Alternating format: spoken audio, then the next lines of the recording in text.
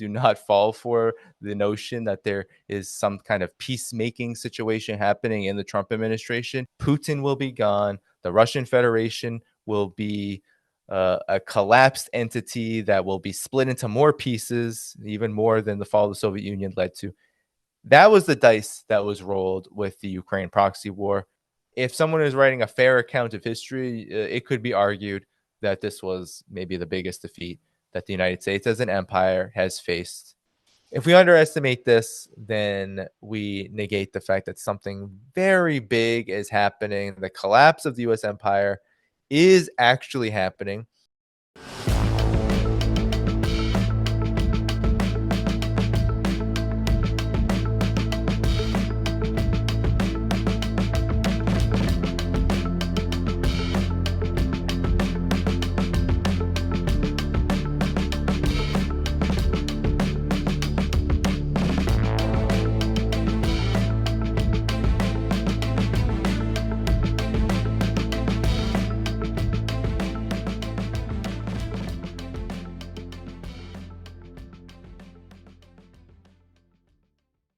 Hello and welcome to another episode of India and Global Left. If you are new to the show, please smash that subscribe button.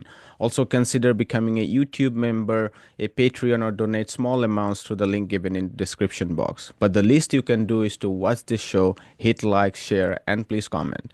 Without further ado, let me welcome our guest tonight, Danny Haipong.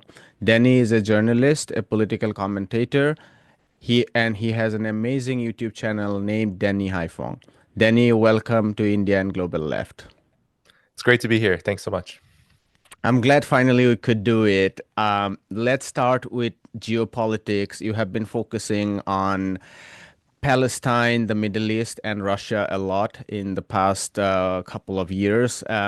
Let's get started with Palestine. As we speak, the sixth round of prisoner or hostage, as you like to call it, exchange between Palestine and Israel has been completed. In a ceasefire, what many has questioned as not even a genuine commitment to ceasefire, but a hold-up arrangement for the exchange of Israeli hostages.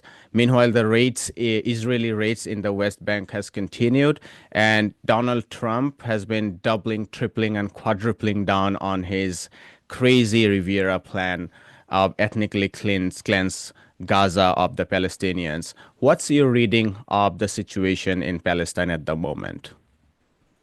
The situation is complex. On the one hand, the ongoing need to even acknowledge the existence of a ceasefire, the fact that it exists at all, is a byproduct of two developments. One, the successful resistance of the Palestinian people as well as their allies. If it was not for 15 months of relentless resistance from all the various forces, from the Palestinian resistance led by Hamas, the Palestinian Islamic Jihad, PFLP, and others, as well as Hezbollah, Ansarallah in Yemen, Hezbollah in Lebanon, and of course Iran, which had three instances, two strikes on Israel, as well as Israeli retaliation, so-called retaliation to those strikes, where Israel was compelled to attack Iran in two different instances, and in both instances, Iran successfully hit back. So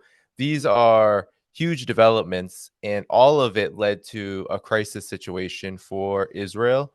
Israel was and still is committing genocide because people in Gaza have been dying, Palestinians as well as in the West Bank.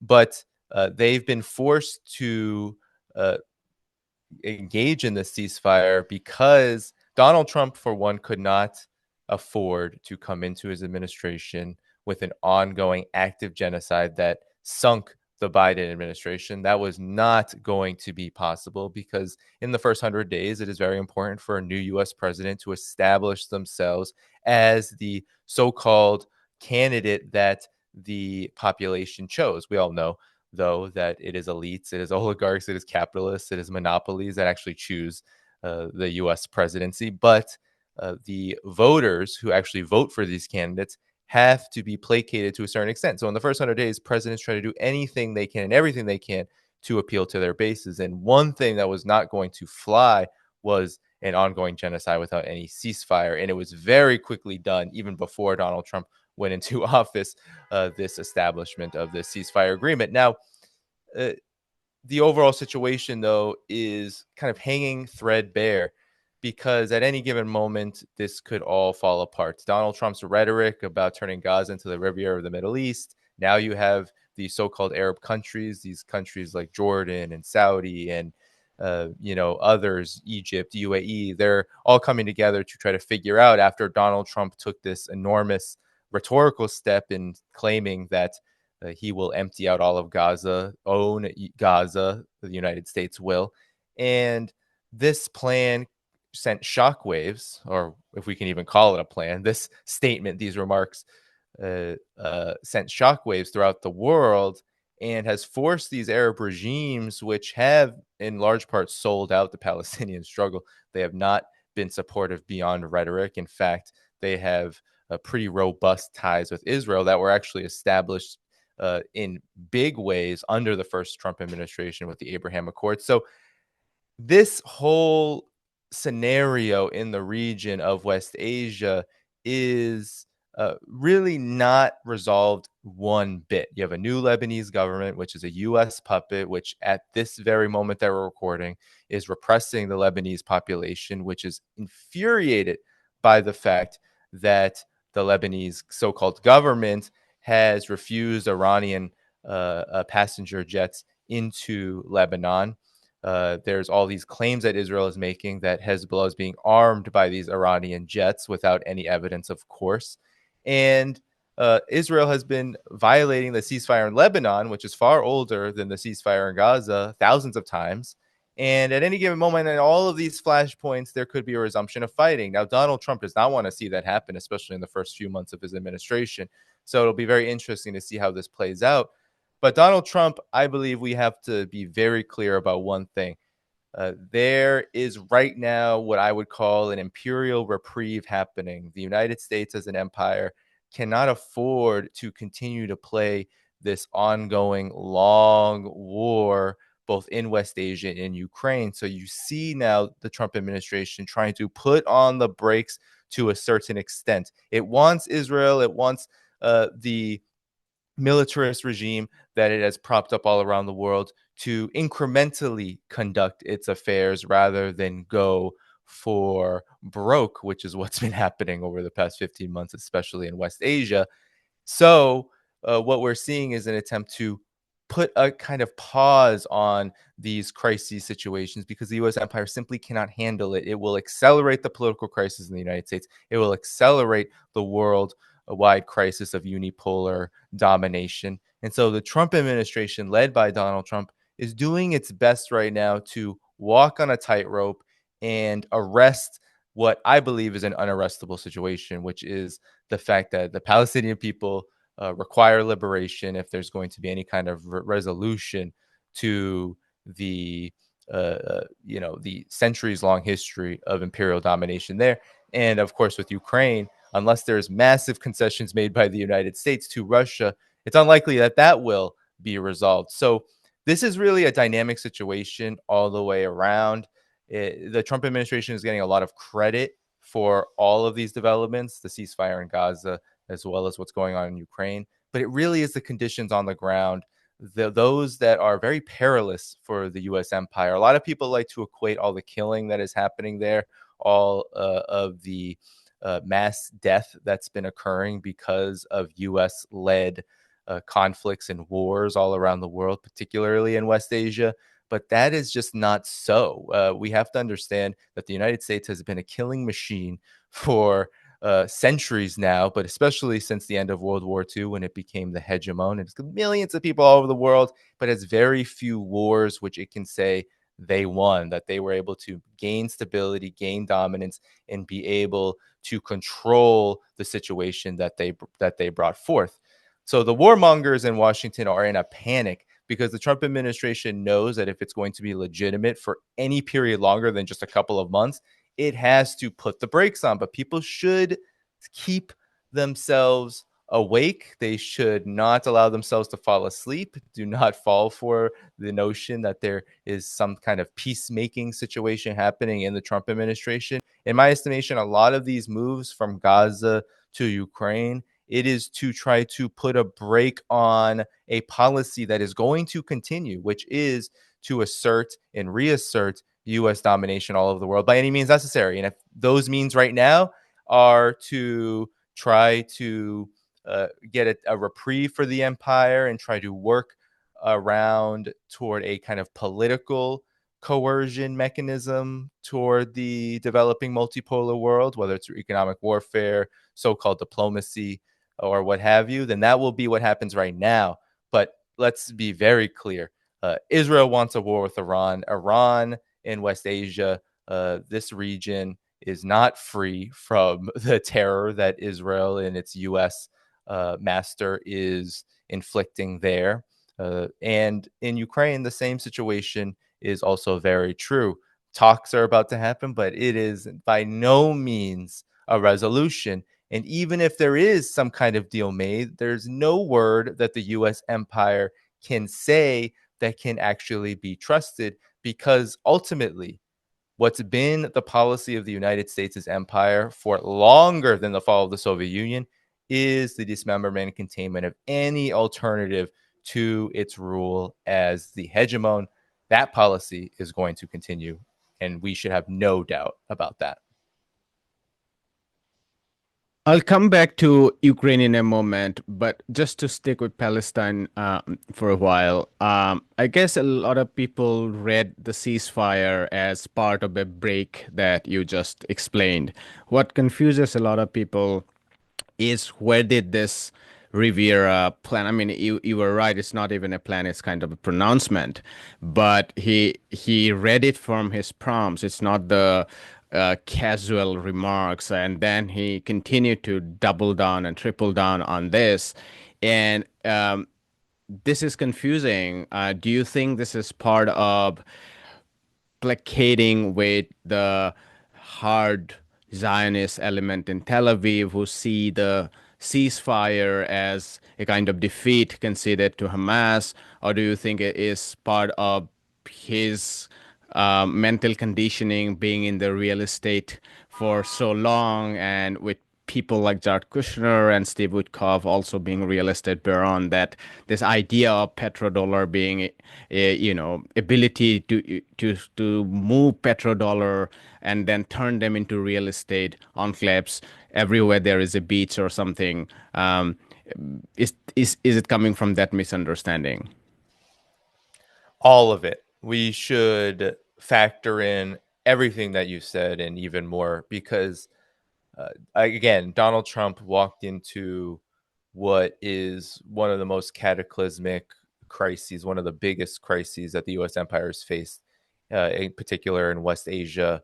I've been calling it the anti-colonial resistance movement of our time, because of how the axis of resistance had to step up in a big way with really depleted and few resources, with a lot of homegrown military capacity, by far, except for Iran, which has a huge defensive capability. In truth, the axis of resistance is its ability to resist the empire is predicated on what you could call a modernized version of what the anti-colonial armed resistance movements of the 20th century really were comprised of, which is kind of low grade, low tech weaponry. Now, though, you have even Ansarallah with hypersonic missiles. You have Iran with all kinds of air defense capabilities. But even still, uh, they are still confronted with what is a regime, the US and Israel, as kind of one entity,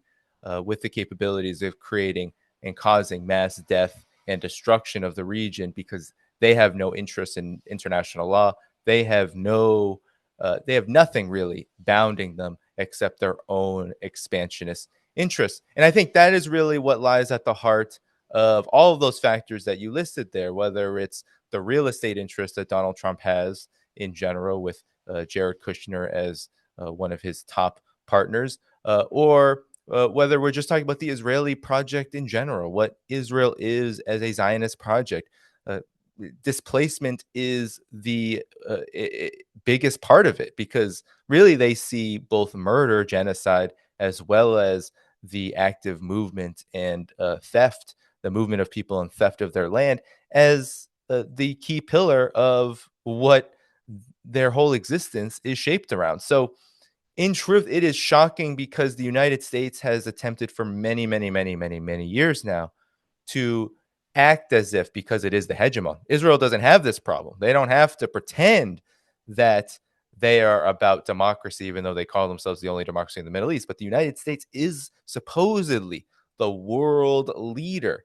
Now, most of the world is not happy with the kind of leadership that the United States exerts, but the United States has had to, since the end of World War II, at the very least, play to the international system. Now, you see a lot of neoliberals and neocons say the rules-based international order.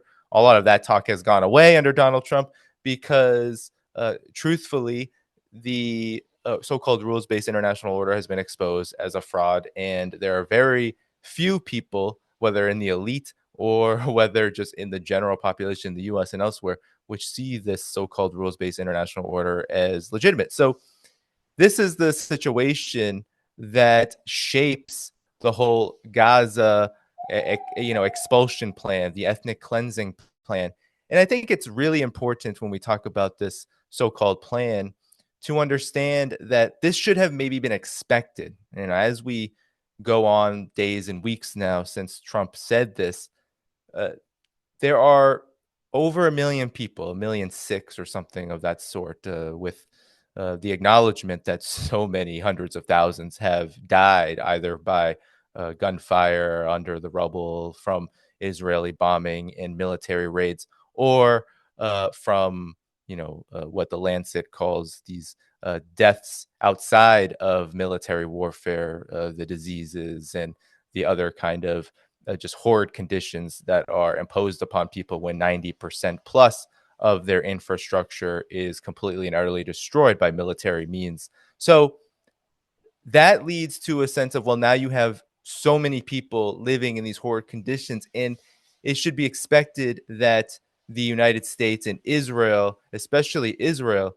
would want to see some kind of response to this development, given that if it's just left alone, then what the situation looks like is one, which is what it is, a huge defeat militarily, because Israel was unable to defeat the Palestinian resistance led by Hamas, and as well as a human rights disaster. Because once the fighting ends, once there's no more just shock and awe bombing campaigns, what are you left with? You're left with bodies under the rubble, people without homes to live in, people with nothing to eat. Israel continues to stop aid from coming in. The US continues to allow this. Trump actually even cut aid even further. So all that you're left with is the disaster, which is a public relations nightmare. So something has to happen. And Donald Trump, I believe, said that he wanted to ethnically cleanse the entirety of Gaza, not because he believes that there's some kind of humanitarian purpose to this, but he is shrouding this ethnic cleansing plan, which is at the root of the Israeli project, in this kind of humanitarian sense, as well as a mechanism to pressure the governments that have been so complicit, the so-called Arab regimes that have been so complicit in the genocide of Palestine, to begin a process of placating the United States and, of course, Israel. So that is what they're actually doing now. They're trying to scramble to create some kind of alternative. And some have framed this as, well, this is Donald Trump's way of doing politics, of doing diplomacy. This is the kind of quote unquote art of the deal. And I'm not even going to reject that this could be a possibility. I'm not in Donald Trump's head.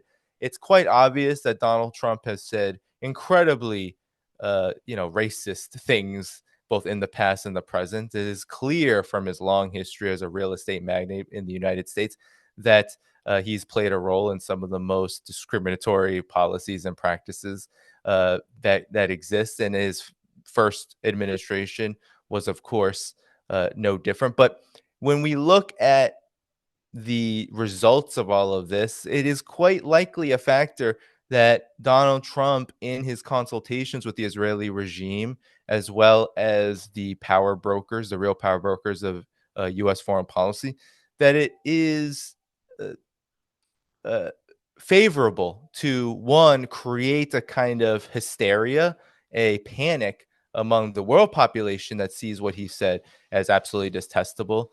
And that then puts pressure on all players, Israel as well, to um, work toward one, keeping the ceasefire in place, because I believe Trump wants that to happen for as long as possible. And two, get these Arab governments to come up with an alternative, quote unquote, which was probably really always the plan in the first place, which was to have these governments provide some kind of reconstruction assistance. It will be very flimsy. It won't really make much of a difference in Palestinian lives, but it's all about saving face for the Trump administration right now. Because one thing that is Trump and his team are trying so desperately to do is they're not trying to inherit wars and a genocide and all of this in the public relations sphere. They are inheriting it in truth on the ground. What's happening, the facts. It's not as if the United States is rectifying any kind of situation in West Asia and in Gaza, but it does not want to look the part that it is continuing these processes, especially since Donald Trump is trying to establish his new administration as politically legitimate. And the big, I think, untold story here that will be talked about, I think, in history for many, many, many, many years to come is that uh, for the first time in a really long time, a foreign policy, a matter of U.S. empire and its, and its wrecking ball abroad actually shaped U.S. politics primarily because it really like Gaza actually at the end of the polls that were taken after the dust settled and Trump won in a landslide, it was shown that Gaza was the reason why Biden lost by far, that the economy did not play the principal role. It came number two. And that means that Donald Trump is not trying to have that repeat kind of scenario occur when the ascendant, so called MAGA led GOP wants to consolidate its own political agenda into this current political cycle. So that I believe is all of what is going on. There's the economic interest, there's a foreign policy interest, there's also the political interest, and all of it is coming together to create what I believe is a very delicate tightrope that at any moment could fall in one direction or the other. We could see the ceasefire go on and on and on. There probably isn't any appetite for a resumption and fighting on all sides because this kind of resistance war is brutal. And if it's going to continue, a pause, especially for the population, is likely well. I mean, that's the logic of the Hezbollah side of the ceasefire. They didn't lose to Israel, but they saw that the general population needed a reprieve, especially in the south, because it was getting absolutely bombarded by Israel. So all in all, I think what we are seeing is a temporary breather for the U.S. empire, but it could explode at any moment. Israel still talks about striking Iran basically every other day, and given what happened under the Biden administration into its last months in office, Trump has a long way to go. And these kind of developments, regardless of whatever one thinks about Trump's ability to obviously corral Israel, it's obviously firmer than the Biden administration's for many different reasons. But let's not expect that that is something that will necessarily hold just because we're in the first few weeks of the Trump administration. There's a long way to go, and this crisis is not only not over, it's still ongoing, but it is at risk of exploding. Building on the anti-imperial coalition or anti-imperial resistance in West Asia, as you said, Syria is another important key piece in this story, and it has several elements. I can't afford to ask you each by each. In the interest of time, there is a thread of Palestine itself. We had Professor Historian Ilan Pape, and we discussed a long history of Syria within the Arab nationalist movement. There is, for another, the question of the strength of the axis of resistance, in which Syria was a key link. And then there is the implication of coming to power in a major Arab states of one of the clones of Al Qaeda or ISIS, which is what it is, the HTS is. Um, Without asking you very specific questions in the interest of time, I wanted to ask you about your broad scheme of thoughts as far as the recent developments in Syria is concerned. Well, Syria is an absolute nightmare in many respects, but I believe it's a nightmare for everybody, the entire world. And this goes for those who are interested in multipolarity and the development of a new world, as well as the empire, as well as the unipolar world led by the United States, and also even for Israel, which and Turkey, which believe that the fall of Syria is essentially a boon for them. But in many respects, the fall of Syria is really a graveyard for um, for not just the world, which is in this monumental struggle, but in my opinion, the fall of Syria not only dashed many people's hopes about what the axis of resistance was and its capabilities, but I think it brought up the reality that in the collective West, especially the United States, there is such a tendency to just forget history, to just stop paying attention to developments that are ongoing that involve the U.S. empire. That it's almost like even for me, these developments come as a shock. That the regime change of Syria was totally unexpected. But if we look at what was happening to Syria, it really is an extension of this policy that the United States has been waging on the entire world since it became the hegemon in 1945. It has been waging a relentless campaign to decimate and destroy any resistance, any alternative to its rule.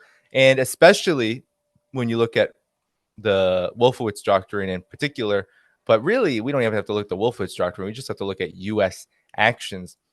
There is a distinct policy, especially of getting rid of governments that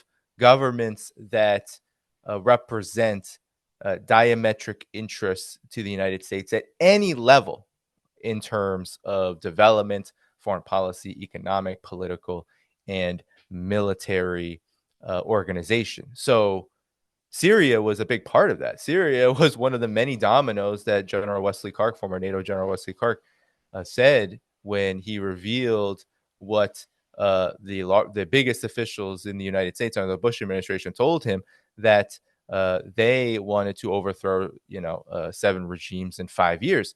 They didn't succeed in terms of the timeline, but the empire eventually succeeded in overthrowing many of these governments, whether it's Libya, whether it was now Syria, Iraq, so that is, I think, the point of Syria, that it represents this uh, extension of a long-standing U.S. policy, and it was a big blow to the overall resistance to empire that we're seeing around the world. But it wasn't a fatal blow, and in my opinion, now that I have seen what has transpired in Syria, it's horrid for the Syrian people, but in the region and in the world, we are seeing actually the reality that the U.S. empire and even its proxies, if we want to call them, although you could say Turkey and Israel, not necessarily traditional like puppet proxies, but perhaps they have their own kind of independent activity and ability to exert their own influence in the region.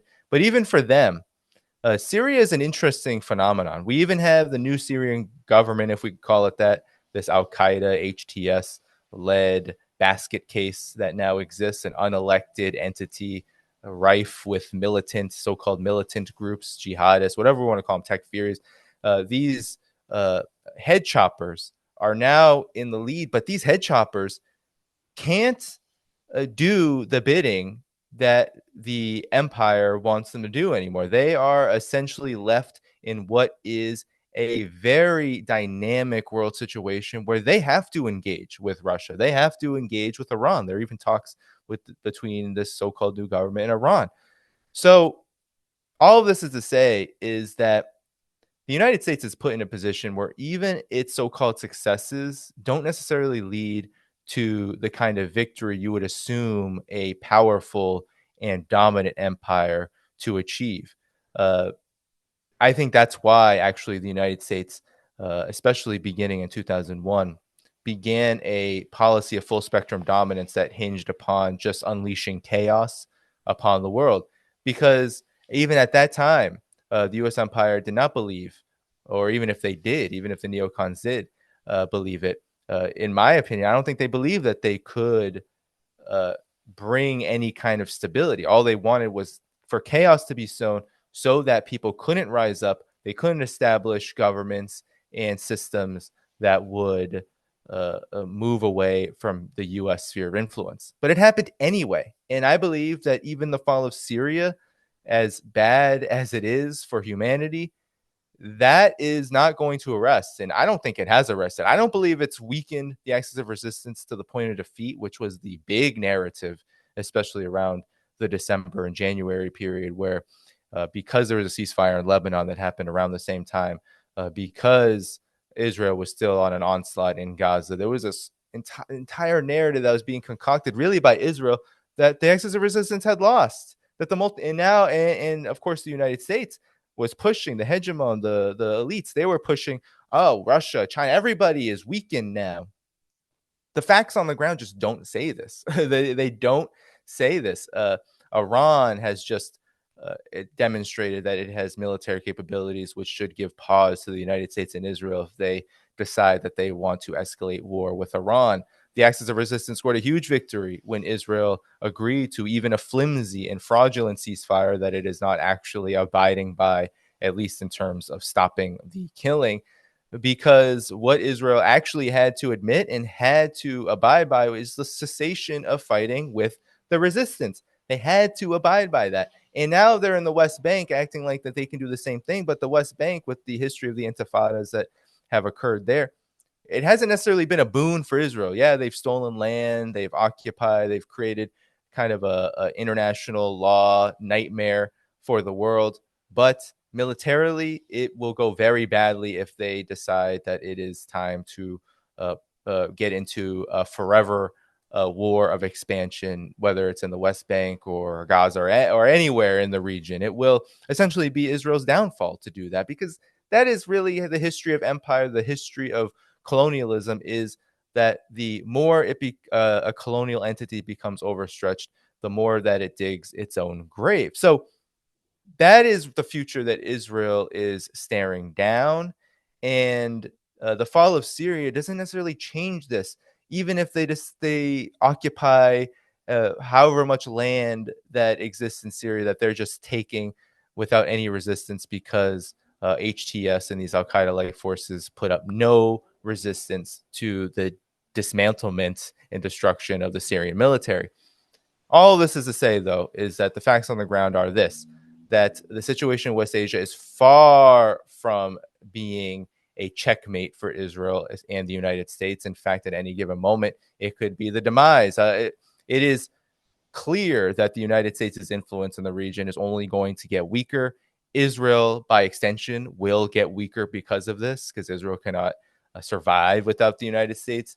And then everywhere else in the world, the U.S. empire is in a state of retreat. That is what Donald Trump's negotiations really represent: his willingness to negotiate with Russia, even if there are other aims in mind. Divide Russia from China, try to get a respite so that there can be some other way of coercing and weakening and essentially conducting regime change against the leaders of the multipolar world, like Russia and China. Even if that is the aim in the minds of perhaps some people and even Donald Trump in this new administration.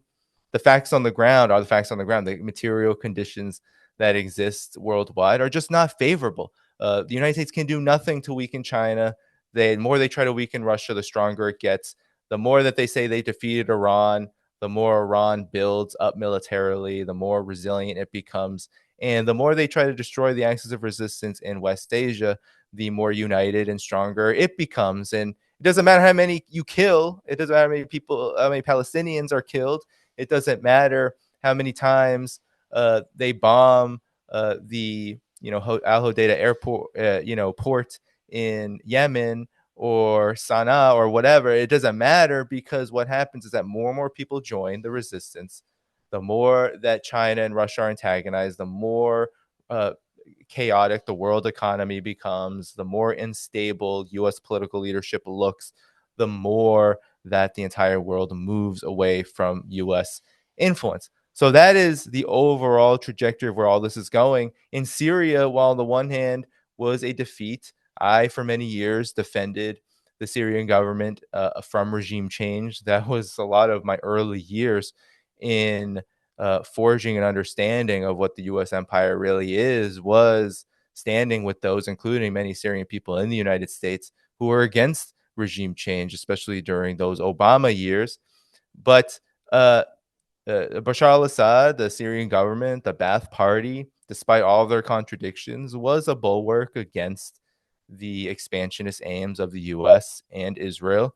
And now that it's gone, there is one fewer government, central government, that can resist this. However, what it actually this will do, and I think we're already seeing that in Syria and the rest of the world, is it is showing so many more people what the U.S. empire really is all about. That it will side with, it will allow the most violent and cruel and absolutely heinous forces to be unleashed upon the world, just so that it can sow chaos and maintain whatever is left of its rule.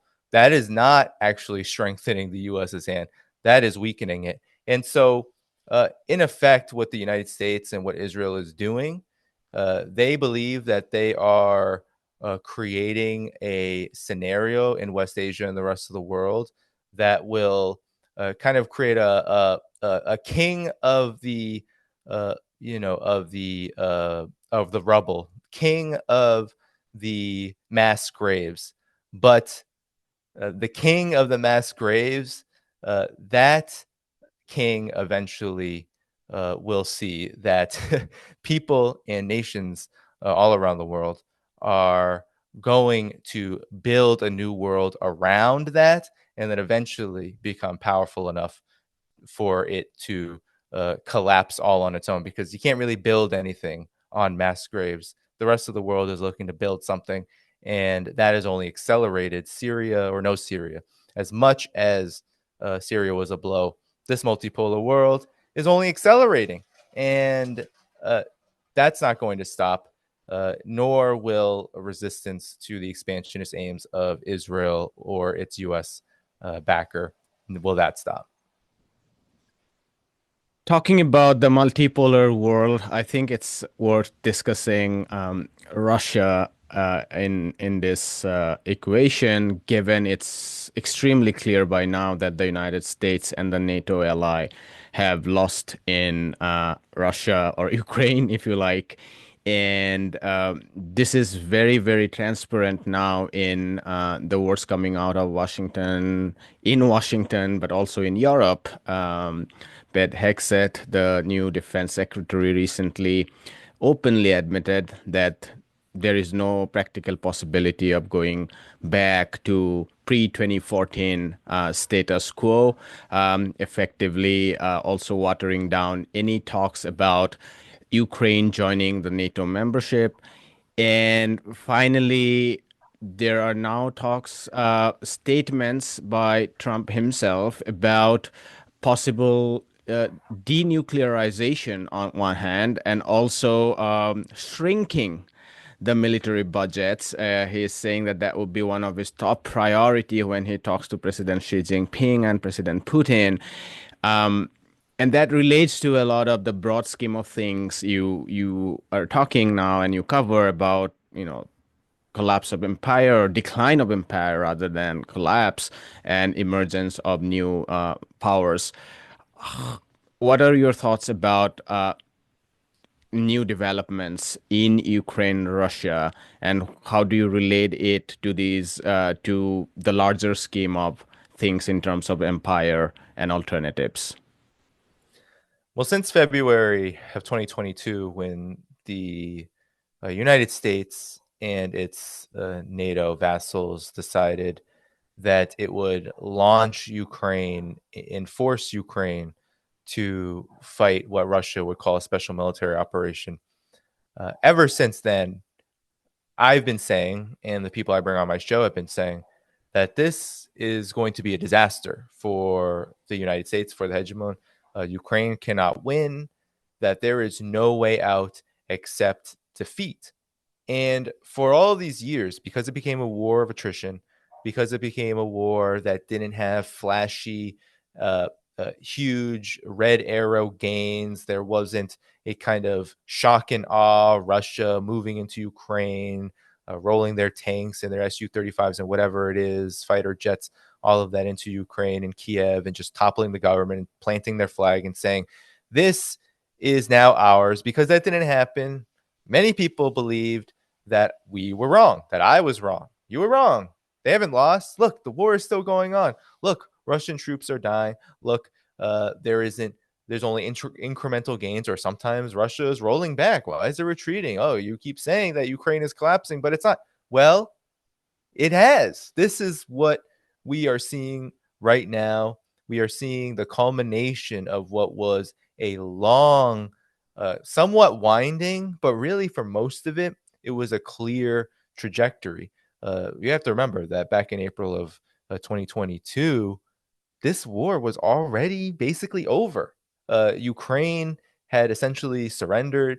The Western powers came to the table and then decided that they were going to cut up the peace deal that was brokered in Turkey. So it was over, and then NATO said, we're going to go all in, and we're going to turn it into a war of attrition. We're just going to dump everything we have, all of our weapons, our stockpiles, our logistical support, everything, to try to topple Russia via this proxy war. It was a total mistake. It has decimated Europe, Europe's economy. I mean, the unemployment is through the roof, electricity prices, gas price, all of this through the roof. The destruction of Nord Stream by the United States has absolutely created a huge dilemma, a crisis that cannot be resolved under the current economic arrangement that Europe finds itself in, and military arrangement for that matter.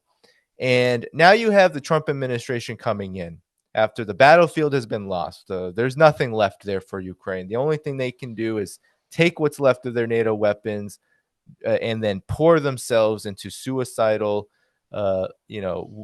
battles on the line of contact, which ultimately lead to them running away in desertion, fleeing and retreating. That is the story that will be the story on the battlefield for as long as the fighting goes on. And in truth, it could be a very long while that the fighting will go on, because there's no guarantee that the United States will be a good faith actor. Actually, there's more of a guarantee it will be a bad faith actor and won't give Russia the concessions that it wants. And even if it does, will renege on them at any moment, at any time. So really the US's word, because the US never has done diplomacy really. And in the times that it has done them, it has simply shifted its priorities, reoriented and reformed its foreign policy to amp up aggression elsewhere. That is the truth about what is going on. But the Trump administration, for the sheer fact that it is coming in. Remember, Donald Trump came in 2016 with a similar foreign policy vision around Russia, détente with Russia, peace with Russia. It was scuttled all the way around, both by him.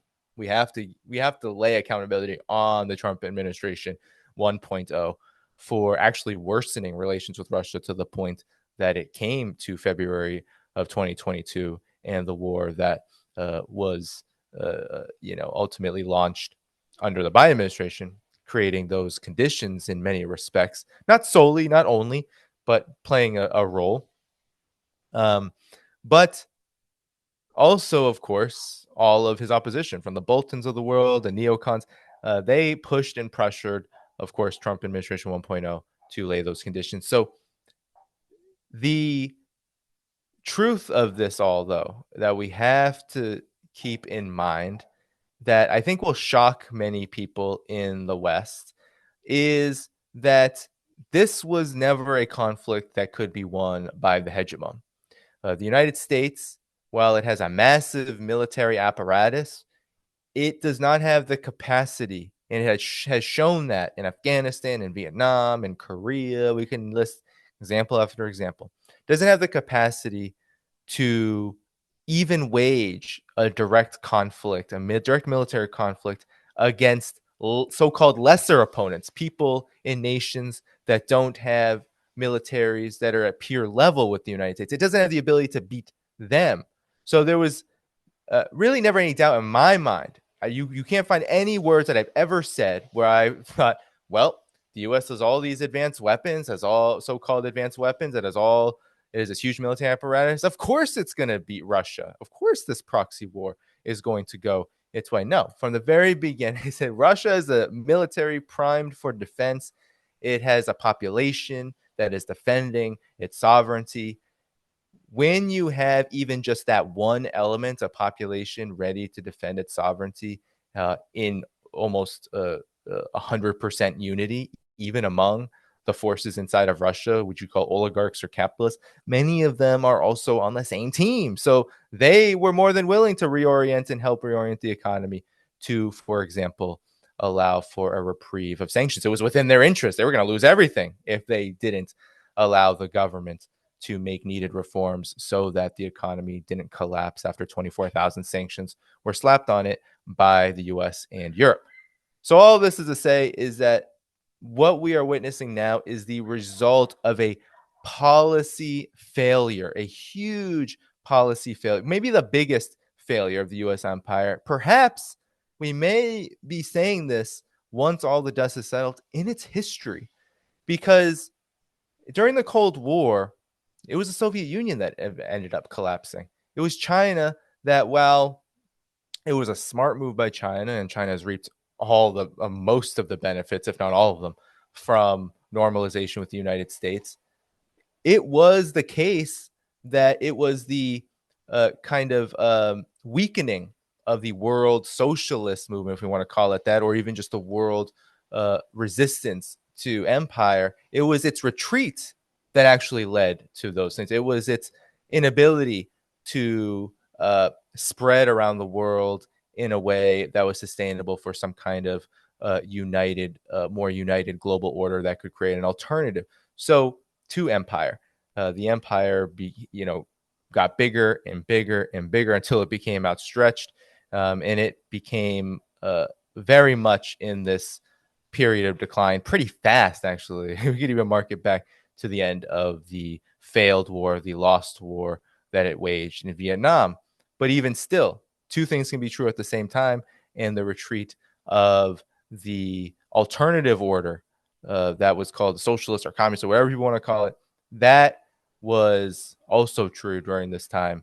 And now, though, now in the post-Cold War era, when the United States had declared the end of history, where it was supposed to be the U.S. rules forever, it got to this point in February of 2022 where it said, we're going to roll the dice and we are going to try to go for the jugular against Russia. And we are going to ensure that no political regime, no government in Russia, this is the Wolfowitz doctrine, can exist that challenges us. Putin will be gone. The Russian Federation will be a collapsed entity that will be split into more pieces, even more than the fall of the Soviet Union led to. That was the dice that was rolled with the Ukraine proxy war. And the gamble has been a total and utter failure. Now, a lot of Ukrainians have died, and a good number of Russians as well. There, of course, have been just innumerable levels of suffering that has been caused by this. Russia cannot say it has gotten out of this completely unscathed. But when you look at the overall situation, when you measure the overall situation with what the aims of the US empire were, it's clear that the new Trump administration 2.0 came in with a similar vision from 1.0, but with the reality that it was inheriting a lost war, that if it continued, if it even delays any kind of resolution to, that this war will become its war, the Trump administration's war, and it will, this happened to Richard Nixon, mind you, it will become the legacy of the Trump administration, MAGA or whatever, and this ascendant so-called movement within the political elite in the United States, they don't want to see it die before it has a chance to what I believe is their goal, which is to revive the empire, which is to institute reforms that will put it back on the path of supremacy once again. I don't believe that's possible. I think Ukraine actually shows that's not going to happen necessarily. But I do believe that is the aim, which is why it is necessary right now for the United States to pull back to ensure that Ukraine does not become a disaster that sinks the empire. And so we see all kinds of interesting moves from Trump calling not only for an end to the war, but also to summits with Putin and Xi Jinping in order to cut military budgets, denuclearize, to create almost like this architecture of a new U.S. posture to the emerging multipolar world, which I believe is about trying to create divisions and trying to use other methods to weaken them and to divide them and to essentially dismantle this order. Trump has said, if you got to create an alternative to the dollar and the US-led financial system, then we're going to destroy you. That should be the overall kind of understanding we have of what the ultimate aim will be. The United States wants to be on top. The empire wants to be on top. Trump is just the next political iteration tasked with keeping it there. And we see a new, really astonishing orientation, given what we just had with the Biden administration, come into fruition out of these conditions. And while we don't know what's exactly going to happen, I do believe that at least for the next several months, perhaps even into the next year plus, we're going to see this new orientation take shape. It's going to be ugly. It's not going to be pretty. It's not going to be linear. It's not going to be, well, things are just going to get better and better and better between the United States and Russia. No, but I do think that there is a plan unsaid right now that they're never, Trump and his people, the elites, they're never going to tell us this. But I think what they are concluding is that in order to defeat Russia, to defeat China, to defeat the multipolar world, they got to get one to be close. You know, it's like keep your friends close and enemies closer. I think that that's what they want to establish. They want to try to build closer relations with Russia so that when the shift in policy comes, and it's coming, everyone buckle up, because if you believe that the Trump administration is going to be some kind of peacemaker like he says it's going to be, then I have a high-speed rail to sell you. That being said, this is what we should be looking out for. We should be having we should be first supporting what's going on in terms of peace talks and forcing, I believe what needs to happen now is that pressure has to be put on the Trump administration to not just call for peace and to talk with Russia, but to take accountability. We're seeing a lot of blaming Europe, Europe this, Europe that, Europe has to take care of this. It's Europe's fault. It's Europe doing this. The United States is the reason why the Ukraine conflict happened. Europe is, as Putin said, Vladimir Putin has said, is simply the dog wagging the tail for its master. So the United States has to take responsibility for this defeat and pull out in a way and concede in a way and talk peace in a way and come to agreements in a way that actually takes account the realities on the ground. Whether that is possible is still a question. I personally don't believe it's possible. I don't believe that the Trump administration will sit down with Russia and say, yeah, have everything that you want. Now, Russia may concede some things. I don't know. I'm not in Vladimir Putin's head. I'm not in the Russian government's head. I don't know. They would be mistaken. They would make a huge mistake to concede what they've already won, which is a battlefield reality and a political reality that says Russia should put maximal demands on the table that ensure its security, its sovereignty, and self-determination from here in the future, and prevent Ukraine not just from being in NATO, but from ever being able to launch a war like this again. That's what denazification, demilitarization was. Those are the demands that if Russia keeps and sticks with them, which I believe they will, which I don't think the United States can actually adhere to. I don't think Russia is going to accept NATO troops all over. I mean, this is just shift everything to Europe NATO rather than the U.S. NATO machine controlling things. Oh, well, Europe will. Russia will not accept such a thing. Russia will not accept hundreds of thousands of European troops keeping peace. It won't accept any kind of deal that says the Ukrainian military can continue to receive this massive amounts of support so it can prepare for another kind of conflict like this when politics change, when conditions change. Now, so it's a very interesting, very dynamic, but also a very telling situation that Ukraine finds itself in, that this conflict finds itself in, that this project of the empire finds itself in. It is one that ultimately exposes how the United States lost, and it lost hard, and it's losing in such a big way that I believe when it is all said and done, and the history books are written in the next several years, if they are history books that are fair to reality. We don't have a lot of those in the United States. But if someone is writing a fair account of history, it could be argued that this was maybe the biggest defeat that the United States as an empire has faced ever.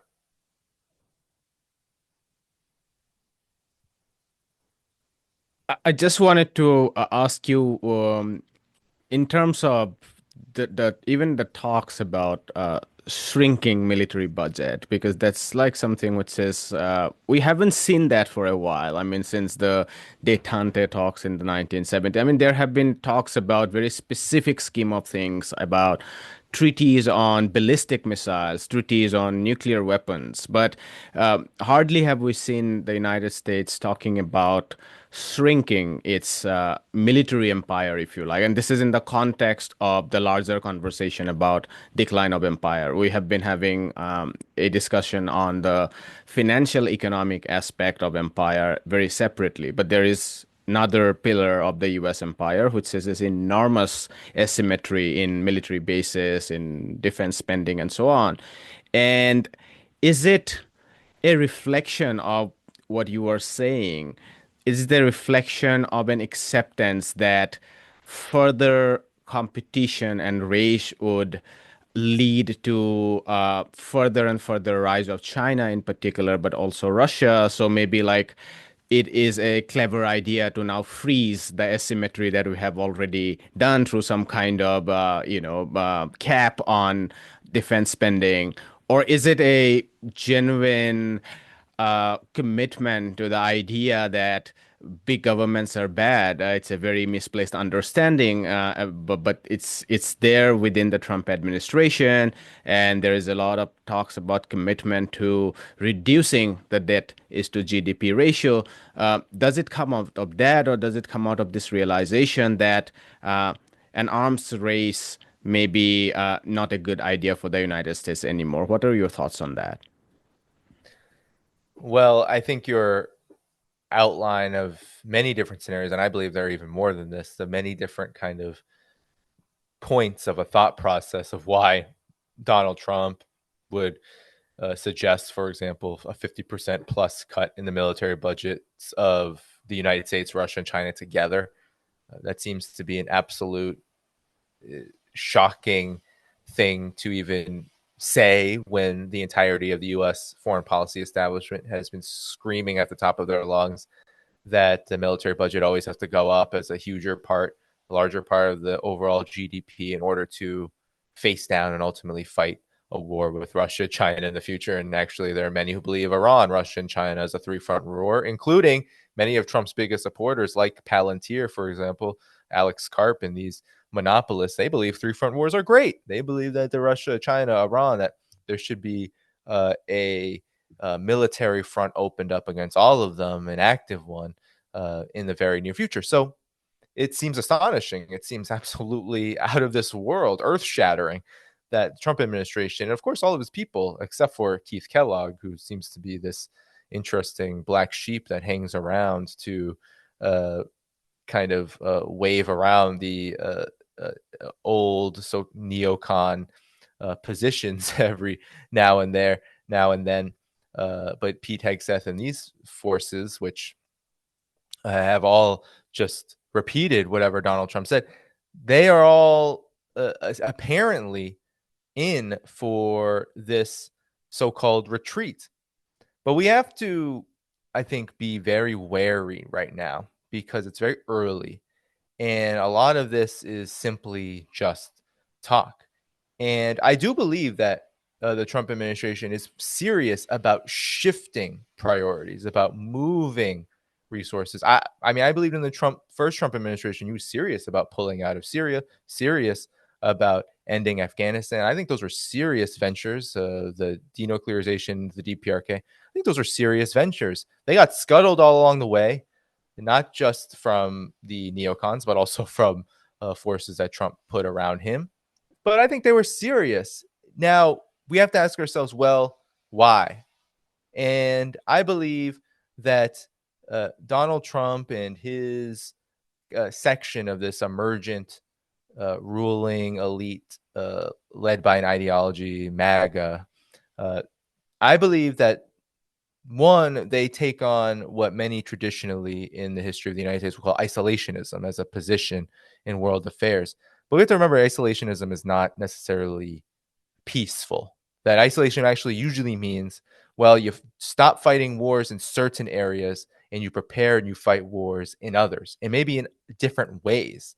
Um, so that is something we have to watch out for because you have all of this, cutting of USAID, you have Doja, you said it yourself, right? Small government. But that doesn't mean that wars are going to stop or that the overall posture of the United States as an empire is going to cease. Actually, one consideration we have to put out there is that this is an attempt to make the US empire more effective in what it does all around the world.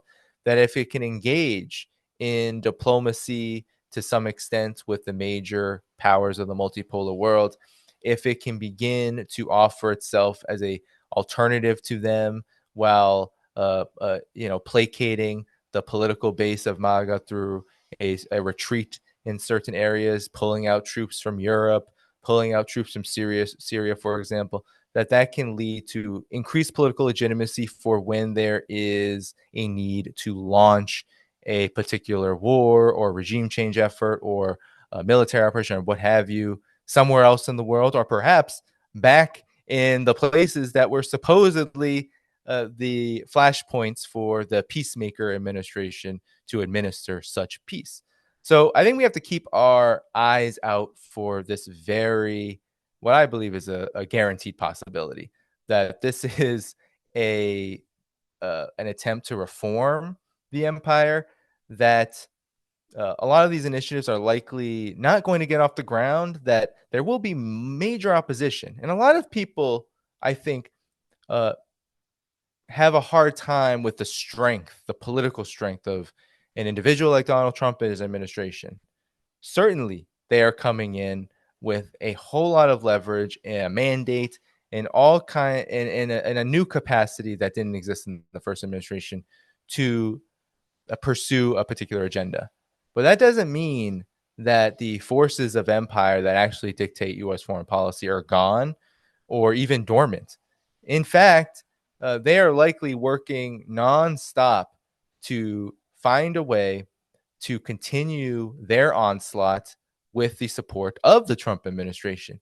And one huge factor in this might be the privatization of what is left of the functions of the US military. This is something that we have to watch out for.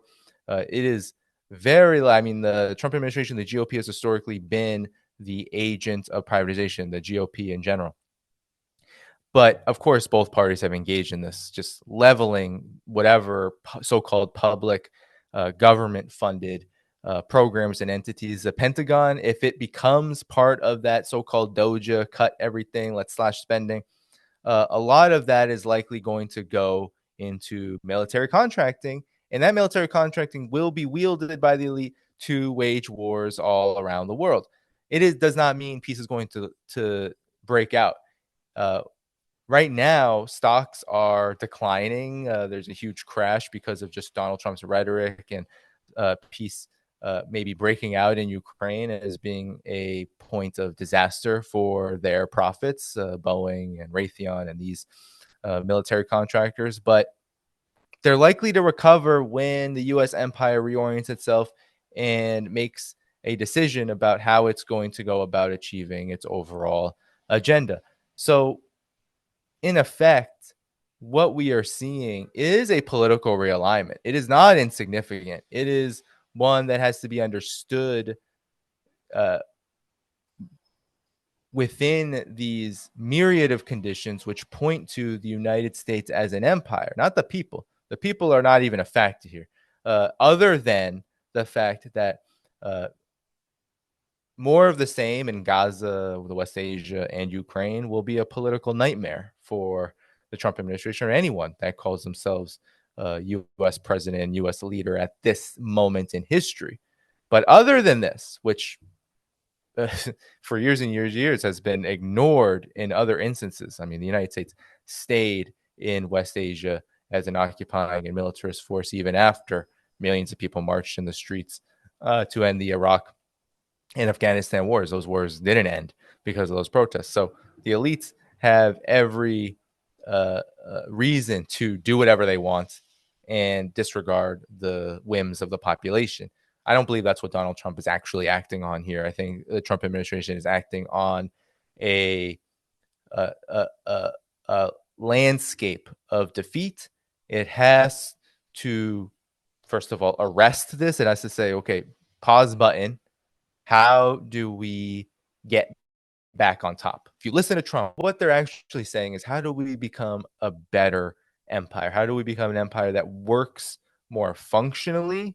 If that means that there needs to be a kind of détente for a temporary moment with Russia and even China, then perhaps that's what happens now. I don't believe that necessarily can happen.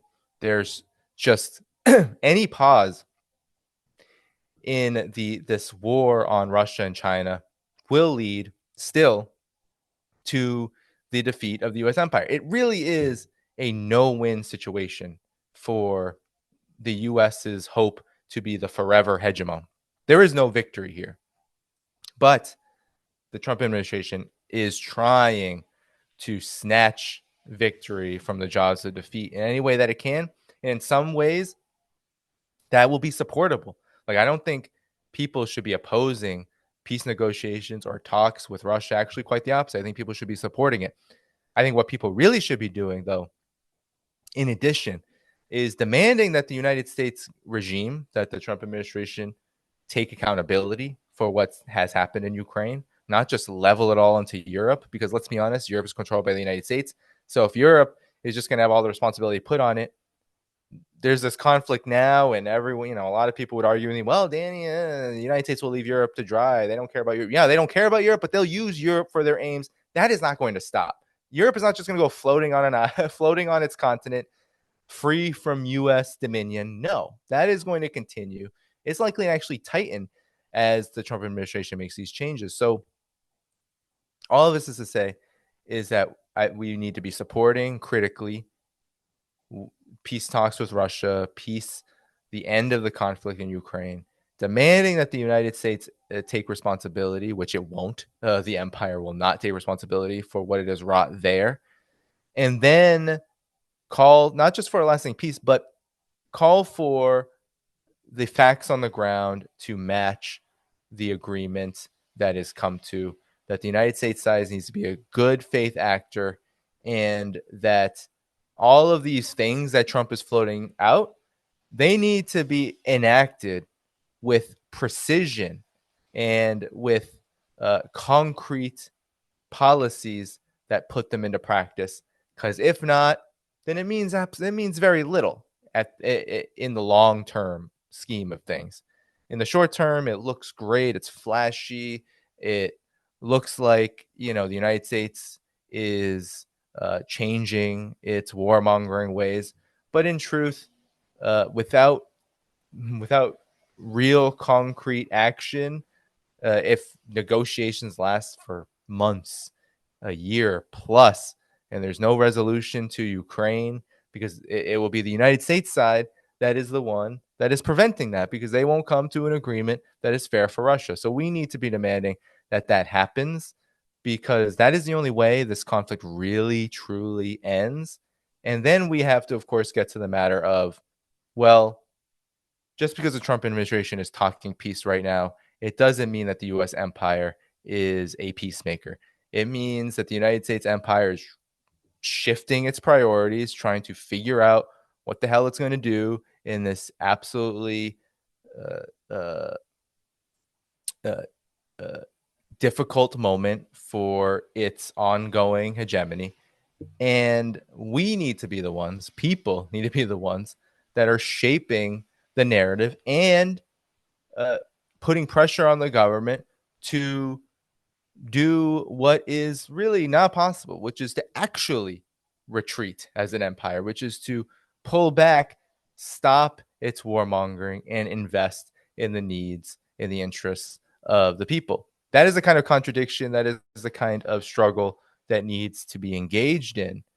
It, if we are just spectators to what is happening, the same elites are going to pull for a scenario that ends up benefiting them in the end. Uh, there is no historical record of the United States making concessions that lead to a more just situation in the world since it has been an empire, and this even dates back pre 1945. Every single time it has even played at or engaged in serious uh, uh, uh, diplomacy, it has always shifted its priorities and waged even more war afterward. So that is what we have to watch out for here. It is very interesting that you noted a possible doses cut that we have seen elsewhere. As we speak, there are news about a dozen of layoffs in the U.S. federal digital system employment, which is also part of a larger tens of thousands of temporary and permanent layoffs caused by the federal seizing of funds. But I found it very interesting that you noted that if, and we don't know if that would be the case because the military industrial complex and the bureaucracy linked up to it is probably too powerful to push back against even Elon Musk. But if that kind of doses privatization happens within the military, then the balance would be significantly tilted in favor of stock prices determining wars. It's not that they don't do it, but there is at least some checks and balances within the bureaucracy. But it would be a total dystopia if just stock prices would determine where they want to do wars. And I just wanted to highlight that since I found that very innovative. Uh, uh, you wanted to say something, Danny? Yeah, well, I mean, who's leading Doja right now? It's Elon Musk. He's a military contractor. I mean, he made much of his fortune through government contracts that have supported military ventures, like, for example, Starlink. So let's be quite honest here. Uh, Elon Musk is the byproduct of the very system that he claims he is cutting down. Hmm. All of the cutting down that's going to happen, for the most part, even if it affects, I'm not going to defend USAID at all, because I believe USAID in the main was a regime change operation, was an imperial operation. I mean, the history of U.S. so-called aid, like real, like if we use the real term aid around the world, leading this international financial system, has been an absolute disaster for the global South. So there's absolutely no defending it. But it is clear that what Doja is it's an austerity operation. And even if there's some things that you like that are getting cut down, in the end, what actually is going to happen is a more accelerated form of privatization, which has been the trend in the United States at all levels. This includes the U.S. military.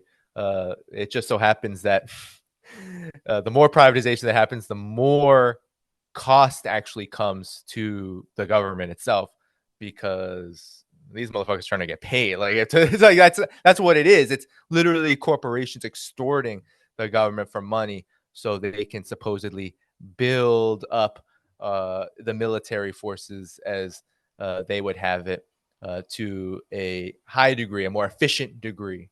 But look at Ukraine. Look at the world situation now.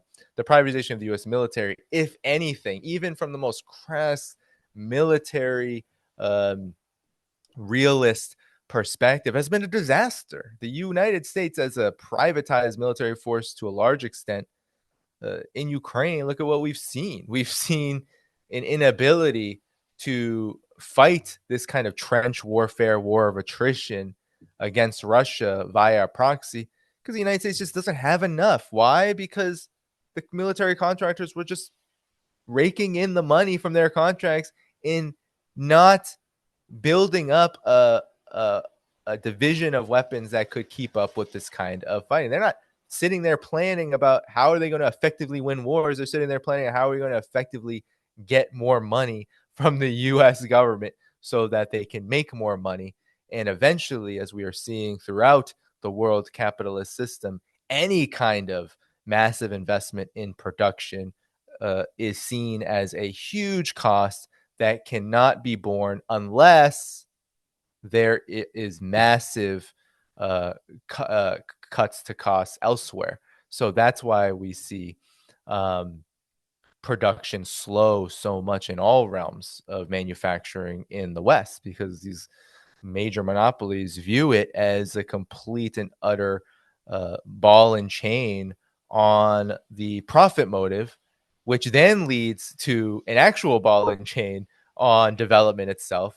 And so this includes the military. And I believe that any military cuts, like budget cuts that are made by the Trump administration, if they happen, which I'm not convinced that those are going to happen at all, because that would buck such a huge trend. But even if they do happen, I think what we'll find out later is that a lot of that so-called cut money will end up in the hands, maybe even secretly, maybe even in a more uh, dark and behind the scenes way, which we have to consider, given the history of U.S. empire, that a lot of money will just end up going into the hands of even more shady forces within the military industrial complex. So to act like the military industrial complex is on the chopping block by Doja would be a huge mistake.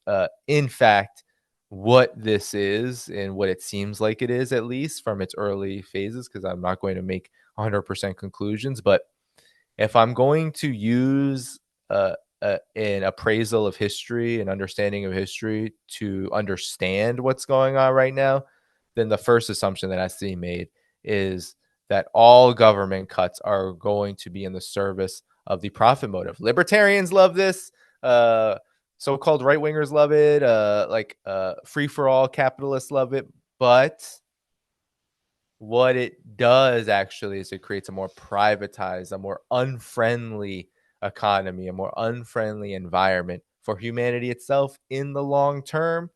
And that includes wars, because privatized war making, privatized warfare, uh, I don't even want to compare it, because they're so bound up with how the US government does things. But uh, it has been an essential component to why wars have become endless, why they have shapeshifted it so much, why there is such a huge kind of surveillance and security apparatus component to them now. The privatization of whatever is left of state functions in general, corporatization of these things, it leads to very dire and disastrous consequences that people should give pause to before cheering them on, just because what um, what is in the headlines is, oh, well, Doja's cutting USAID. Trump is saying 50% reduction in the military budget. Demand that stays and that happens, and then say, well, what next, right? Ask yourself that. Because if you're not part of the process of what is next, then really, what did Anthony Blinken say? Oh, if you're not at the table, you're on the menu. If the people's will and interests are not at the table, then actually they are on the menu. That is, that is empire imperialism, U.S. imperialism 101, and it that has not changed. That has not changed, and it's not going to change unless people themselves, people who are not doing the bidding of any one of the two parties, unless they assert their own kind of power and pressure and influence and win out in the end. I wanted to ask you about the, for the lack of a better word, digital, let's say alternative digital media, which I think you are a part of. And I started following you, I guess if I'm not wrong, after the Bernie Sanders movement, there was a huge kind of, surge in progressive US digital media. You were obviously different from most of them because you were part of the smaller lot who focused a lot on foreign policy, US empire, and so on. Most of them were focusing on the internal politics. But my broader question is, where do you locate yourself in this spectrum of independent media? Because independent itself doesn't mean that it's necessarily left progressive. And even within those who call themselves left, there are very different priorities. So can you lay out your position? Well, that's a good question. I mean, I see the work that I do as very strategic, at least on this platform. I mean, I have my own positions, I have my own takes. I do fall on what many would call the far left, socialists, communists, what have you. But these terms can be very um, hotly debated.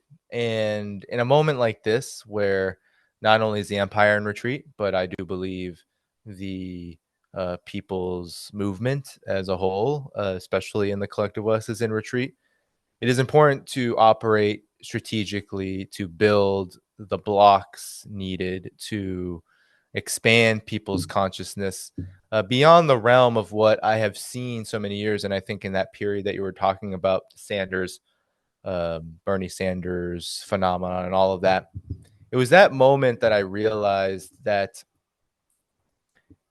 not only I had already known this was a two-party duopoly, just there was just no hope of creating an alternative within it. But at this moment in U.S. politics, people are so disorganized, so divided, so left to their own devices that we are truly at the stage of trying to move people into considering what certain uh, developments really are. We really are at the truth building stage of development of political consciousness. And so over the years, I've had to ask myself, well, where do I fit into that? Where does my media work fit into that? And that's why I've chosen a heavy focus on the empire, not only because the conflict in Ukraine, what happened, and what happened in West Asia, and also in respect China, which I travel there often, and I try to do as much work as I can on that when able.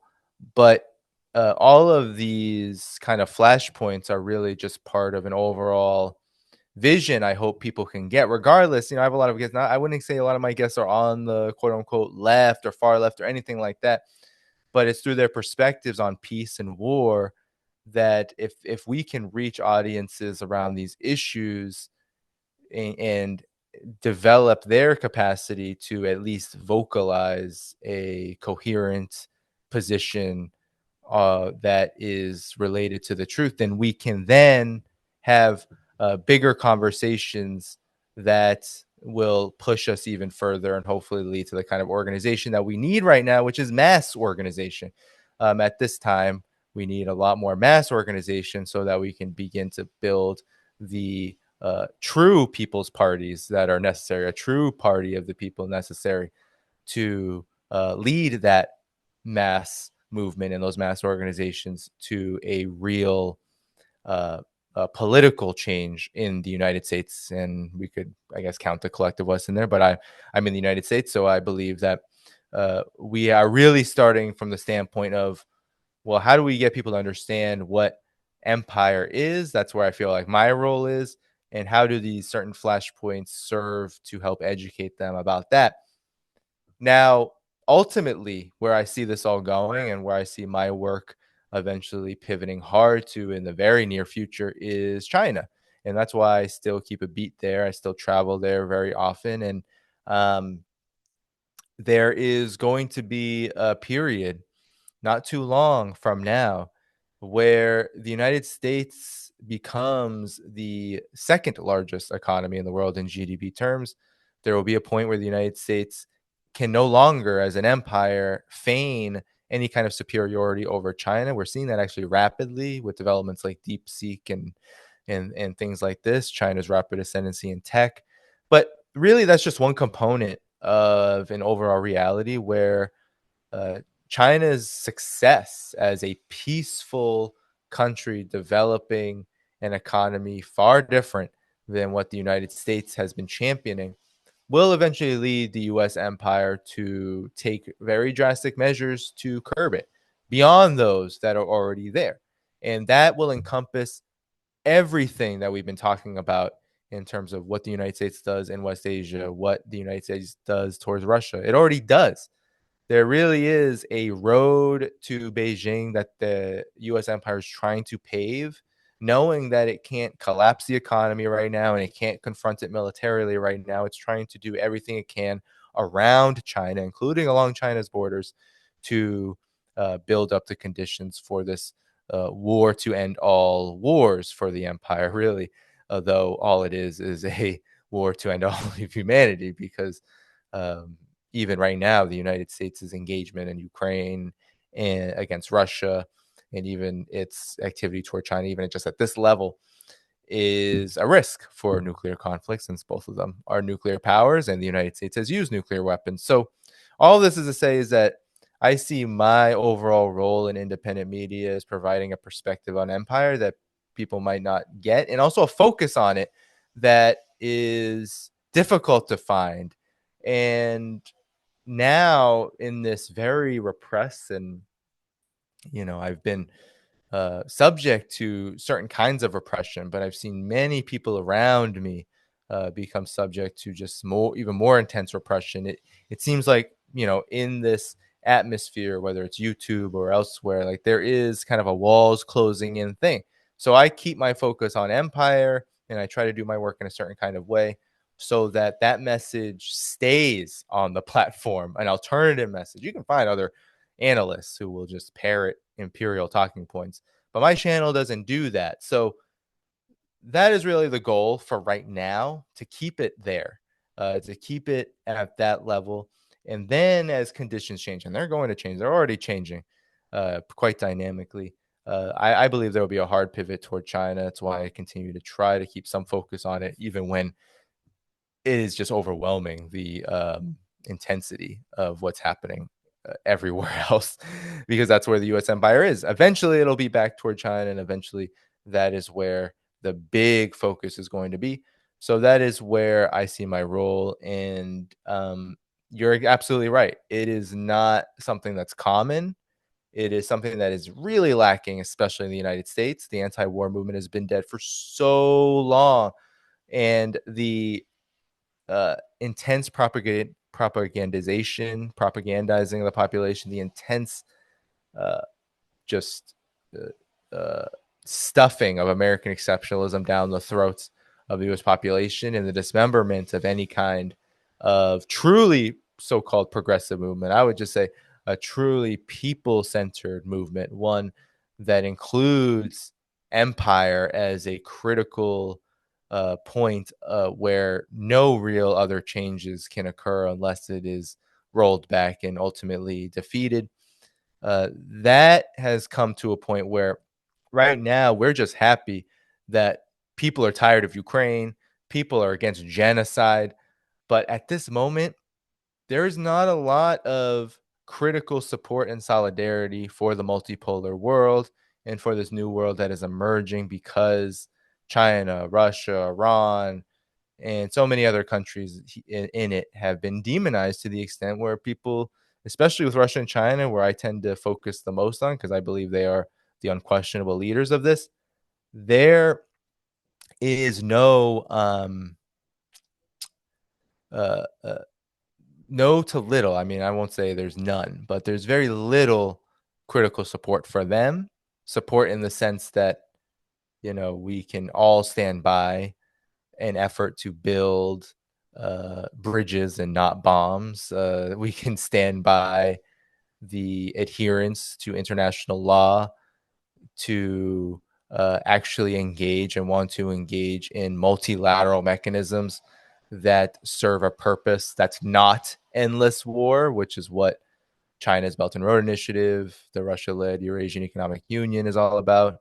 But also multilateral mechanisms like BRICS and the Shanghai Cooperation Organization and others. Like, these organizations are to build a framework at all different levels of development to ensure that people live better lives and they live more peaceful lives, they live more prosperous lives. And that is something we should all be able to at least start from an agreement on. And so strategically, that's kind of where I try to fall. It's not an easy terrain. I've said this to many people before. They ask me, why don't you have more like leftists on the channel? And I'm like, well, I would, except 99% of the left in the United States, maybe more than that, that says that it's for progressive politics, it would be mostly a debate show. And look, I'm not a debate show. Like, it would, because when it comes to Russia and China, either there's a lack of knowledge, when it comes to multipolar, there's a lack of knowledge, or there's an antagonism and a prejudice and hatred toward it. And so I'm trying to build a channel that stays in this milieu and realm so that it can be a place where people can go to get that information. And there's so many great people that do work on Palestine and other areas that I hope people can get enough out of. There was once a time I tried to be an everything person. I'm going to talk about everything. I'm going to talk about domestic, U.S. foreign policy, everything. I'm going to bring it all together. And I do still bring it all together, but it is very difficult to put your focus on all of the things at the same time, trying to do media that brings people information at a regular pace so that they can understand how not only things are going at an ongoing level, but how they can come to conclusions that lead them to a place where they feel confident about the prospects of fighting for peace, for standing up for peace, for self-determination, multipolarity, at a higher level. So that's kind of where I see myself and my work for right now. And who knows? History never stands still. Politics never stands still. So right now, that's where it's at, and who knows what to expect in the future. But for as long as there is this overall trajectory of the empire trying to take down what I believe is the most important world development of our time, multipolarity, and the forces that lead it, I'm going to try to be a voice that brings the alternative to what the warmongers are saying about it. I know it's extremely late. I had no intention to follow, but just also out of curiosity, and just please answer it as briefly as you'd like. I just couldn't help my curiosity there. I think it's very, very clear that your excitement about China largely comes from your geopolitical analysis, their peaceful rise, as you said. I was still curious, though, since Russia and China are part of the analysis in the same piece. So geopolitically, that makes sense. But I was also curious to what degree the internal mechanisms within China, whether it's having a party that is responsible to people, whether it's having an economic system that has very sharp limits on big private players and market forces, and so on, or a political system that is very different from liberal democracy, which is effectively an oligarchy, to what extent that also plays a role in to the extent you said pivot to China is one of your big future leanings. Hmm. Yeah, and to be clear, I mean, I've done a lot of work. I've done a lot of work on China. I've traveled there. I've vlogged there. I've written many articles about China in the past. I've done many videos about China. It just so happens that the world situation has been so intensely hot in the flashpoints that we talk about that it hasn't come up as much. That's likely to change under the Trump administration quite dramatically. I'm expecting, especially into I don't even want to make a prediction. It could be anywhere from first year, 6 months, first couple years after the first half. It doesn't really matter. At the end of the day, there will be a more intense ramping up of this encirclement campaign and aggression toward China. I can almost guarantee that, despite all of the early rhetoric of the Trump administration. So that's just been the trend. Unless I'm welcome to be wrong, but the trend since the Obama administration, especially, has been to get ready for an all-out war with China. And Trump administration 1.0 did that quite dramatically, and a lot of it happened toward the second half of the administration. So all of that is to say, right? He even visited China. He was in China early on in his administration, met with Xi Jinping. And suddenly, 2017, 2018, now Uyghur genocide. Now let's move all the military assets to South China Sea, Asia Pacific. I'm not going to say that an intensification of war on China is not going to happen under Trump. Back to the question on internal politics, though. I've been lucky enough to witness it and to see it. I mean, this has been an experience of mine for many years. Just knowing that there are governments and countries out there that are doing things differently, from smaller countries like Cuba, Nicaragua, Venezuela. But when I learned that there was a country as powerful as China is, charting a path that is, one that can economically, because this is what I'm not I'm not economistic. I'm not someone who says vulgar economics determines all things.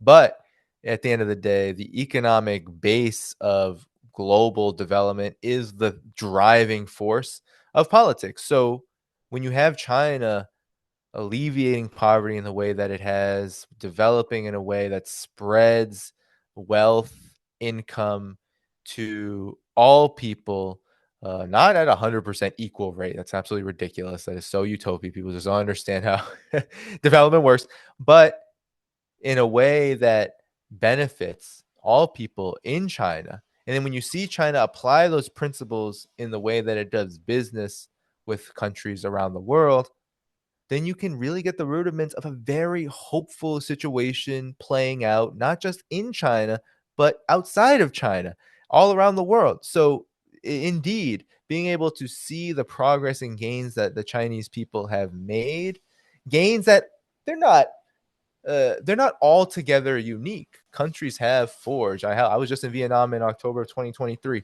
and Vietnam was bombed to the Stone Age, literally, by the United States for over 10 years, and sanctioned for like 16 years after that.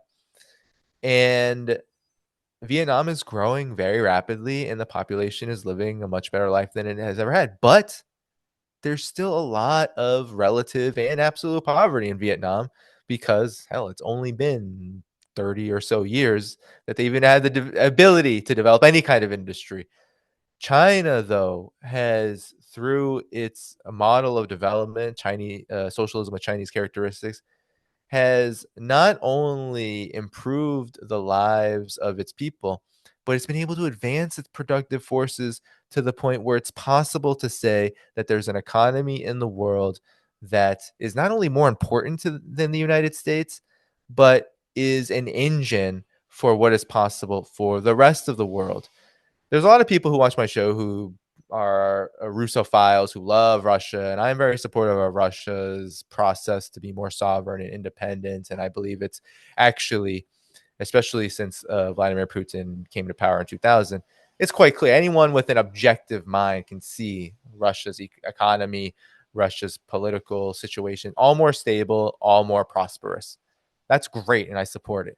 But Russia's economy is not in the position developmentally to play the role that China's does. That's why they're so complementary, because they can play various roles and functions in the multipolar world.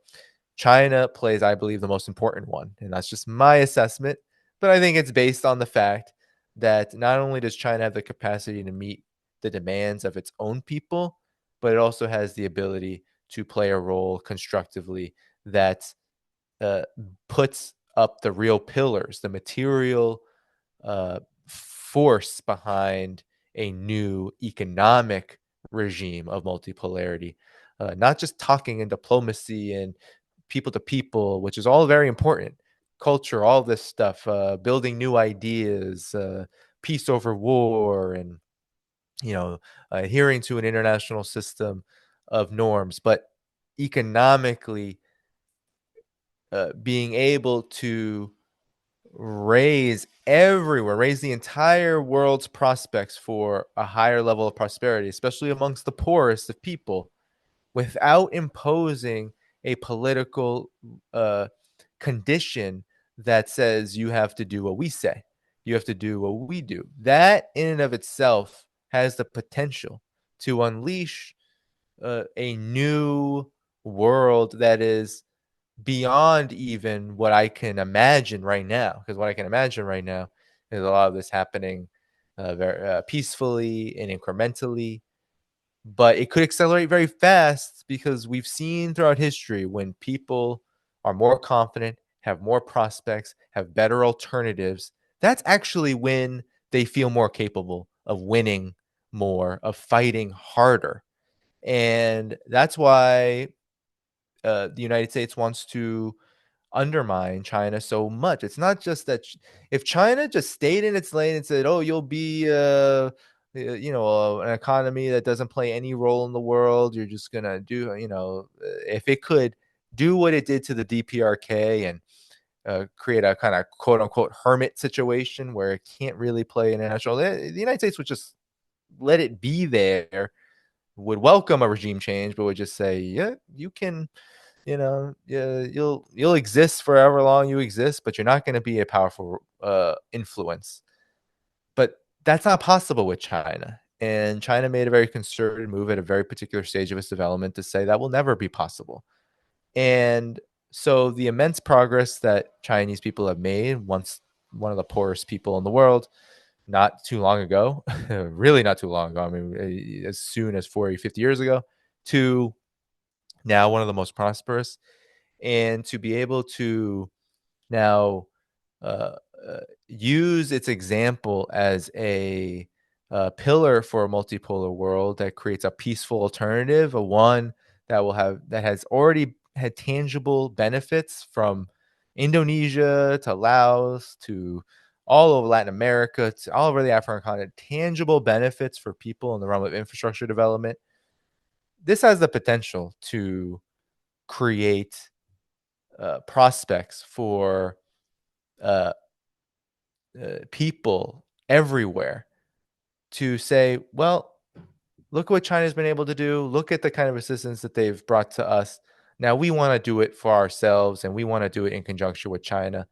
That is the end of the U.S. empire, and it's not going to happen peacefully, all of it, because we know the United States won't let it, but it will allow people to be more confident in defending it over time. And that is really what I think is the big hope for the world right now. And this is why I'm always pushing back against all of the vitriol, because it's not just vitriol from those who are agents of imperialist talking points and anti-China talking points about things like the Belt and Road Initiative. It's also a kind of cynicism and a nihilism about what this kind of development can actually achieve. Because a lot of people say, oh yeah, BRICS is good, and China and multipolarity, that's all good, but it's not fast enough, and it's not improving the situation fast enough. And look, the United States is still wreaking all this destruction. Look how why are they so weak? Why aren't they standing up? Why aren't they positioning themselves to give a real big wallop and punch back to the empire?